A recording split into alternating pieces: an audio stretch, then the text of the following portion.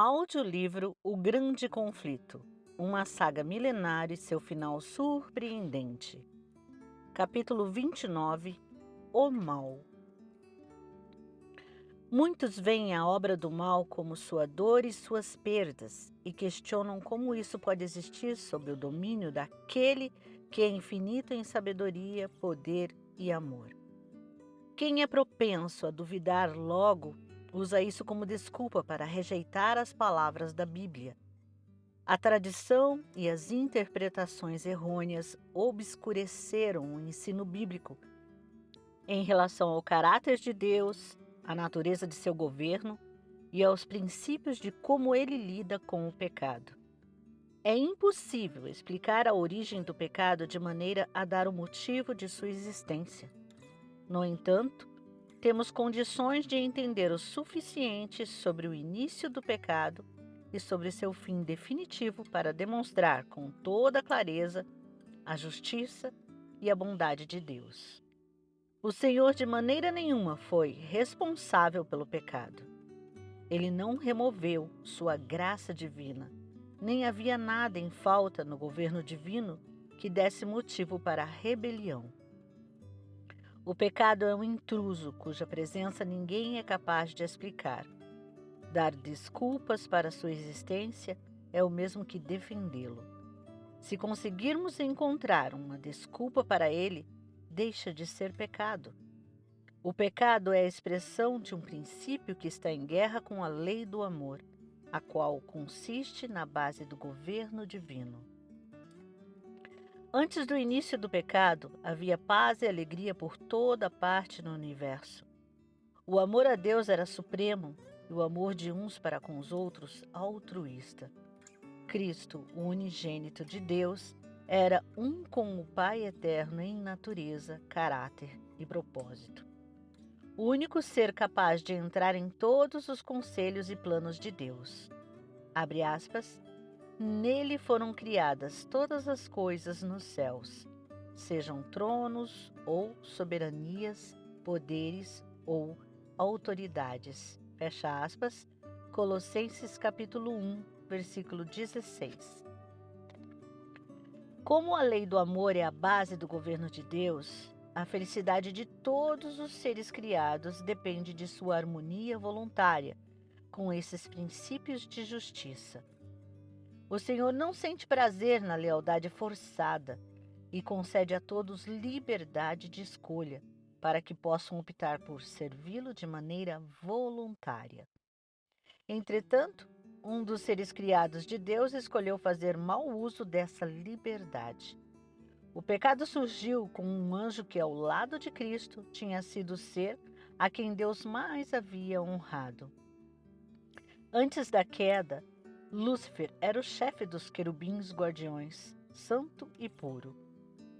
Entre aspas, filho do homem, erga um lamento a respeito do rei de Tiro e diga-lhe: assim diz o soberano, o Senhor, você era o modelo da perfeição, cheio de sabedoria e de perfeita beleza.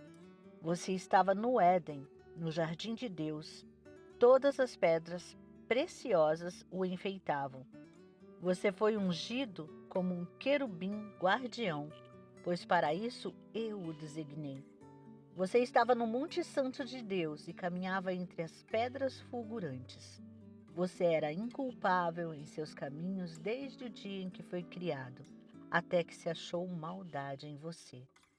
Seu coração tornou-se orgulhoso por causa da sua beleza, e você corrompeu a sua sabedoria por causa do seu esplendor. Fecha aspas. Ezequiel, capítulo 28, versículos do 12 ao 15 e o 17. Abre aspas. Você pensa que é sábio, tão sábio quanto Deus. Fecha aspas. Versículo 6. Abre aspas. Você que dizia: subirei aos céus, erguerei o meu trono acima das estrelas de Deus. Eu me assentarei no monte da Assembleia. Subirei mais alto que as mais altas nuvens. Serei como o Altíssimo. Fecha aspas. Isaías capítulo 14, versículos 13 e 14. Cobiçando a honra que o pai dera ao filho, esse príncipe dos anjos queria o poder que só Cristo podia usar. Uma nota de discórdia agora maculava a harmonia celestial. Ver alguém se exaltar espalhou um estranho temor de algo mal em meio aos outros anjos, que consideram suprema a glória de Deus. Os concílios celestiais instaram com Lúcifer. O Filho de Deus lhe mostrou a bondade e a justiça do Criador, bem como a natureza santa de sua lei. Ao rejeitá-la, Lúcifer desonraria seu Criador e traria ruína sobre si. Contudo, o aviso só despertou ainda mais sua resistência. Lúcifer permitiu que sua inveja de Cristo o controlasse. O orgulho alimentou seu desejo de supremacia. A elevada honra que Deus dera a Lúcifer não o tornou grato ao Criador. Ele queria ser igual a Deus. No entanto, todos reconheciam que o Filho de Deus era o governante do céu, um com o Pai em poder e autoridade. Cristo participava de todos os concílios com Deus, mas Lúcifer não tinha permissão de conhecer os planos divinos. Esse poderoso anjo questionou, abre aspas, por que Cristo deve ter supremacia? Por que ele é honrado assim, acima de Lúcifer? Fecha aspas. Descontentamento. Ao deixar seu lugar na presença de Deus, Lúcifer saiu para espalhar descontentamento entre os anjos. Com sigilo misterioso, escondendo seu real propósito por trás da aparência de reverência a Deus, tentou tornar os anjos insatisfeitos com as leis que governavam os seres celestiais. Sugeriu não apenas que essas leis eram desnecessárias, mas também que essas os restringiam. Como a natureza deles era santa, dizia que os anjos deveriam seguir a própria vontade. Deus havia lidado injustamente com ele ao dar honra suprema a Cristo. Ele alegava que não estava tentando se exaltar, mas buscando obter liberdade para todos os seres celestiais, a fim de que cada um deles pudesse alcançar um nível superior de existência. Deus foi paciente com Lúcifer. Não o removeu de sua honrada posição quando ele começou a fazer essas falsas alegações para os anjos. Vez após vez, o Senhor lhe ofereceu perdão se ele se arrependesse e fosse submisso. Deus fez esforços que somente o amor infinito é capaz de empreender para convencê-lo do erro. Nunca antes se ouvira falar em descontentamento no céu. A princípio, o próprio Lúcifer não havia compreendido a real natureza de seus sentimentos.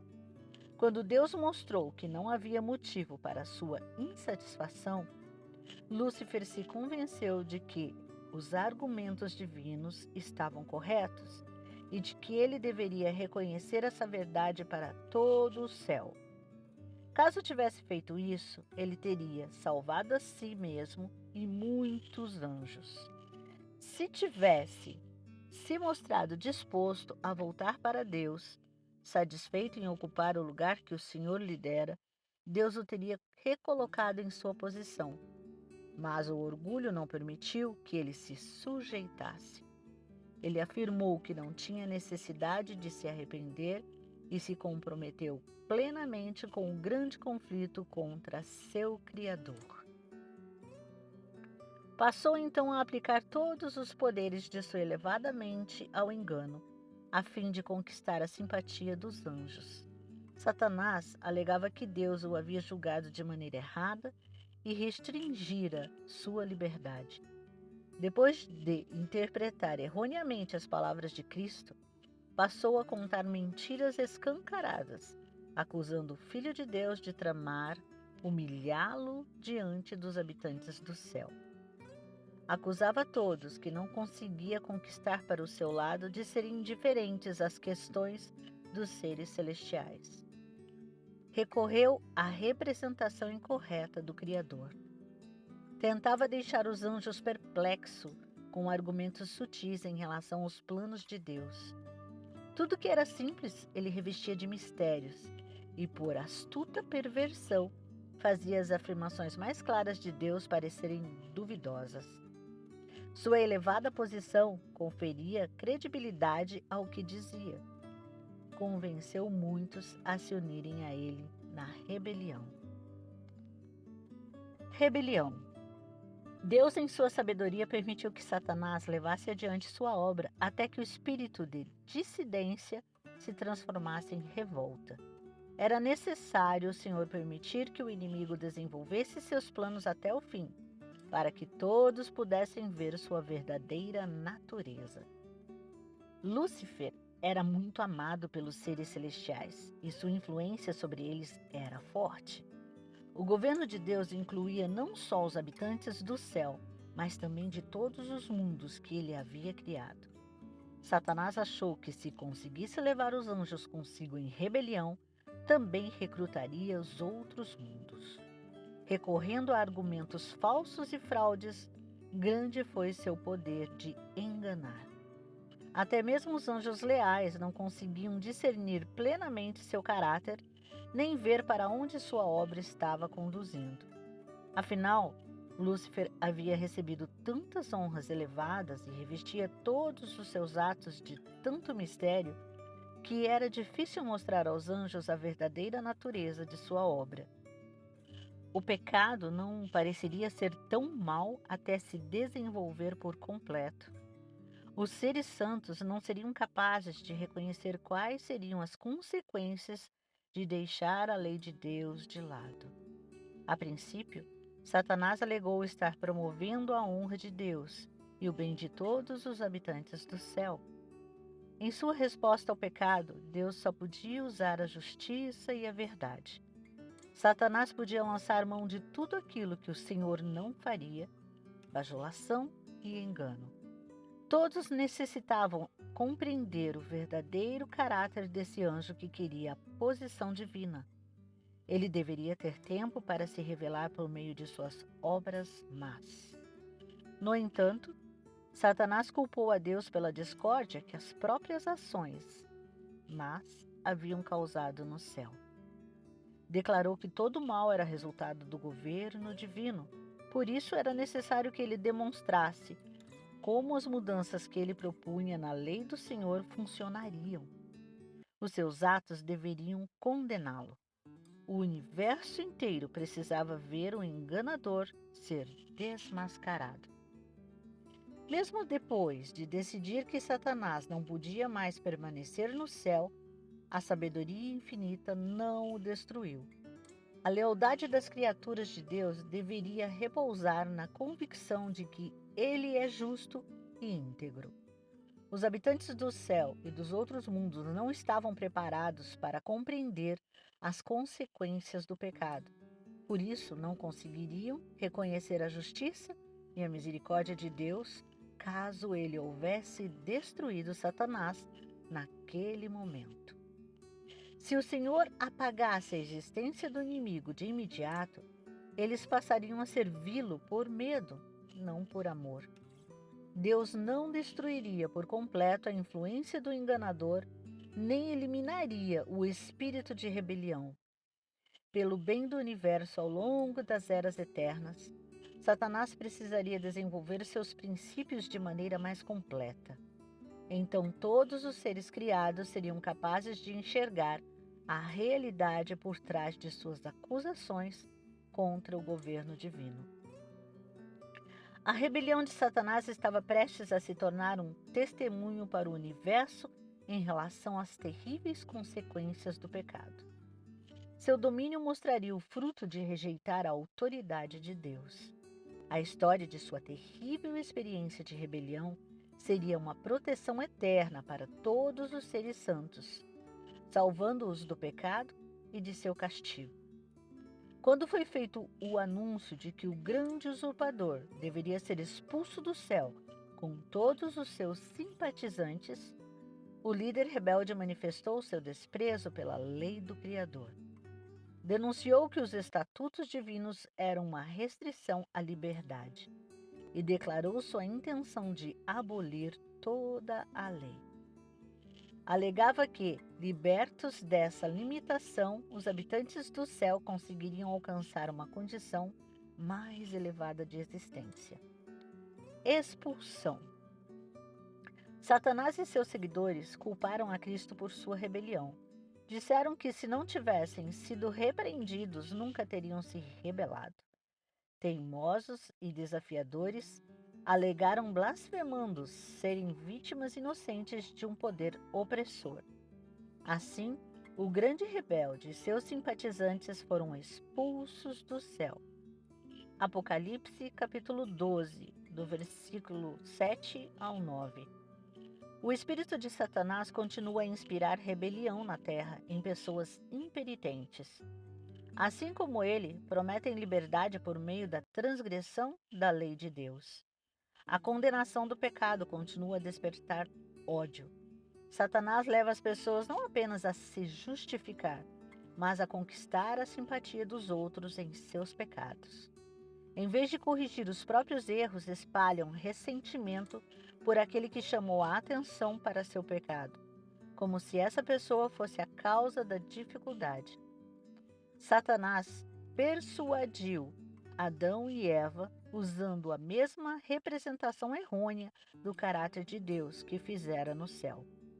Ele os levou a pensar que Deus era severo e tirano. Então alegou que as restrições injustas do Senhor haviam levado à queda de nossos primeiros pais, após eles caírem em sua rebelião. Ao expulsar Satanás do céu, Deus declarou sua justiça e honra. Mas, quando a humanidade pecou, ele deu evidências de seu amor ao oferecer seu Filho para morrer pela humanidade decaída. A expiação nos revela o caráter de Deus. O poderoso argumento da cruz demonstra que o pecado não foi, de maneira nenhuma, uma falha do governo divino. Durante o ministério terreno do Salvador, o caráter do grande enganador foi desmascarado. A ousada blasfêmia contida na exigência de que Cristo o adorasse, a intenção maligna e incessante que perseguia Jesus por todos os lugares, inspirando o coração dos sacerdotes a rejeitar seu amor e a bradar, entre aspas, crucifica-o, crucifica-o. Tudo isso despertou a perplexidade e indignação do universo. O príncipe do mal exerceu todo o seu poder e as suas astutas habilidades para destruir Jesus. Satanás usou os seres humanos como agentes seus para encher a vida do Salvador de sofrimento e tristeza. E no Calvário, o fogo reprimido da inveja e do despeito, do ódio e da vingança desceu sobre o Filho de Deus. Finalmente, a culpa de Satanás aparecia com clareza e sem desculpa. Ele havia revelado seu verdadeiro caráter. As acusações mentirosas que tinha feito contra o caráter de Deus apareceram em sua verdadeira luz. Ele havia acusado o Senhor de procurar se exaltar ao exigir obediência de suas criaturas. Alegara que, ao passo que exigia a negação do eu de todos os outros, ele próprio nunca se negava, nem fazia sacrifício algum. Então ficou claro que o governante do universo havia feito o maior sacrifício que o amor seria capaz de fazer, pois, abre aspas, Deus em Cristo estava reconciliando consigo o mundo. Fecha aspas, 2 Coríntios, capítulo 5, versículo 19. A fim de destruir o pecado, Cristo se humilhou e se tornou obediente até a morte. Redenção. Todo o céu viu a justiça de Deus revelada. Lúcifer havia argumentado que a humanidade estava além da possibilidade de redenção. Contudo, a pena da lei recaiu sobre aquele que era igual a Deus. Os pecadores agora estavam livres para aceitar a justiça de Cristo e, por arrependimento e humildade, triunfar sobre o poder de Satanás. Entretanto, Cristo não veio à Terra morrer somente para redimir a humanidade. Veio demonstrar para todos os mundos que a lei de Deus é imutável. A morte de Cristo prova que a lei é permanente e demonstra que justiça e misericórdia são o fundamento do governo de Deus. No juízo final ficará claro que não existe nenhuma causa para o pecado. Quando o juiz de toda a terra perguntar a Satanás, entre aspas, por que você se rebelou contra mim? O originador do mal não terá desculpa para oferecer. O clamor de morte do Salvador, entre aspas, está consumado, tocou o sino da morte para Satanás. O grande conflito tão antigo foi então decidido. A erradicação final do mal se tornou garantida. Quando o dia chegar, abre aspas, ardente como uma fornalha, os arrogantes e todos os malfeitores serão como palha, e aquele dia que está chegando aterá fogo neles, diz o Senhor dos Exércitos. Não sobrará raiz ou galho algum. Fecha aspas.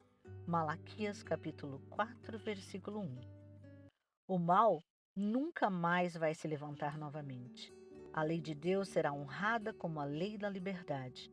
A criação testada e provada nunca mais vai se afastar da lealdade àquele que demonstrou que seu caráter consiste em amor inescrutável e sabedoria infinita.